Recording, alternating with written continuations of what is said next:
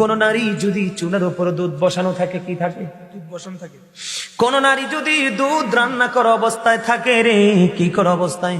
দুধ রান্না করা অবস্থায় দুধ যদি চুলার উপরে থাকে, ঠিক এই মুহূর্তে যদি স্বামী তাকে ডাকে, আমার নবীজি বলছেন চুলার উপরে দুধ রেখে তুমি স্বামীর ডাকে চলে যাও। জোরে জোরে কন্যা সুবহানাল্লাহ। বলে হুজুর দুধের কথাটা কেন বললেন? কিসের কথা? দুধের কথা কেন বললেন? আমরা যা কিছু বন্ধু রান্না করি এর মধ্যে সবচেয়ে রিক্সের রান্না হলো দুধ। দুধ সব কিছুকে উতরাইলে ধামা চাপা দেওয়া যায়, থামানো যায়, কিন্তু দুধ উতরাইলে আর পাতিলে রাখা যায় না, তাৎক্ষণিক ভাবে পড়ে পড়ে ছাই হয়ে যায়। আমার নবীজি এই জন্য বলেছে দুধ যদি তোমার চুলার উপর থাকে, তারপরেও স্বামীর ডাক দিলে তুমি দ্রুত চলে যাও, স্বামীর ডাক তুমি বিলম্ব করো না।